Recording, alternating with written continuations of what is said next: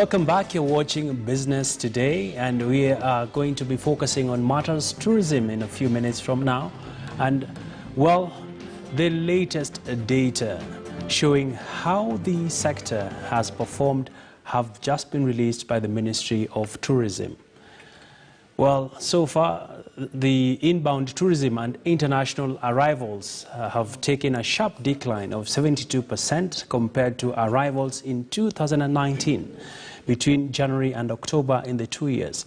This was as a result of the closure of the borders and the airspace occasioned by COVID-19 outbreak. However, with the partial reopening of the airspace in August, there was a gradual but slow increase in the arrival numbers, while majority of tourism businesses were sustained by a spike in domestic tourism. Well, let's now put more perspective to it by numerical comparisons and get the effects and some recommendations for a bounce back in the industry. Over to you, Brian George Otieno, our newest addition to the KTN Business Desk. Welcome on board, Brian. Thank you so much, Albie, for joining this Sailable team. And now let's dive deep into the numbers and put to perspective 72% nosedive is not just any number to, toy about, especially in the tourism industry. And now let's look at the numbers. Last year, 2019, the number of arrivals between January and October was about 1.7 million, way over 1.7 million. Now, the cumulative number of arrivals in the tourism industry from January to December in 2019 was well over 2 million, and I think 40,000 thereabout. So, this year we saw a spike, and of course it's because of COVID-19. Now, 470,971 is the number of international arrivals and inbound tourism that we received in the country. Now, let's look at the numbers in terms of earnings. In 2019 alone, between that period, January and October, we were able to get 147.5 billion shillings. Now, all this cumulatively put, we made a loss of 110 billion to come and achieve just 37 billion by October 2020, which paints a grim picture of this industry that has been worst hit by COVID-19. Of course, because of the cessation of movement, a lot of borders were closed down, and of course, we were looking at the airspaces that were a bit shut. Now, let's look at why people traveled. 35.11% of the majority of the people that traveled between January and October traveled because of business, surprisingly. Now, and then we look at those that traveled for holiday, which is 19.92%. This, of course, was affected mostly by the reduction in of disposable income, which is a factor that helps people to travel, disposable income and time.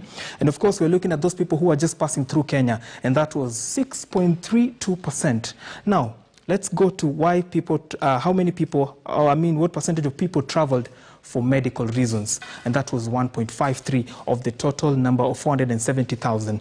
And then bringing it down to education, there are people who travel to Nairobi to Nairobi University, to Moi University for studies, and that in this year alone, between January and October, was 1.18%. Pilgrimages and religious travel was only 0.52%, and of course, for sporting activities was 0.10%.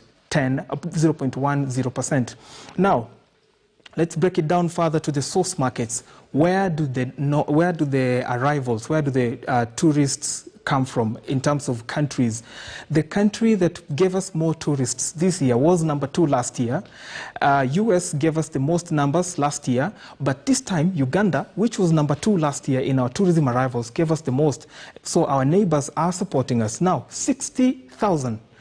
And 60,399 people from Uganda traveled to Kenya, followed closely by the United States of America, 53,444, well over 50,000, and then Tanzania was third.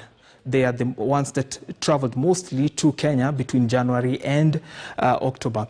And of course, the other countries, well, let's look at those countries that least traveled to Kenya. Now, Egypt it comes at number 30 because the report that was released by the Tourism Ministry only put together or tabulated data from 30 countries. Now, Egypt was the last we received the list of guests from Egypt in Africa, and then Japan followed in by 3,099, and then Zimbabwe gave us 3,111. 3,114 rather, I beg your pardon. And then Spain gave us 3,118. And then finally Pakistan was almost the leading in that category. 2021 projections for the tourism industry. Of course, we have seen a spike in domestic travel.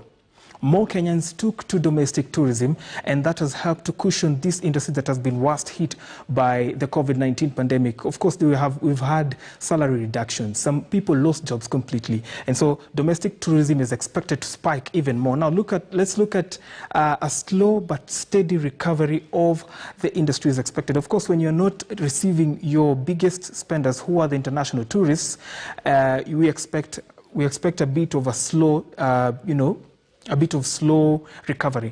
And of course, we need now to reinvent, to get more tourism business models, and of course, reinvent our means of tourism. Let's now go to the last bit of this presentation and look at more recommendations that we could look into to achieve much more with the travel industry. Now, more travel expected to spike with the AfriCities conference that is going to be held in Kisumu in next year. And lastly, we need to also explore alternative methods of tourism. So that is how the numbers are looking like over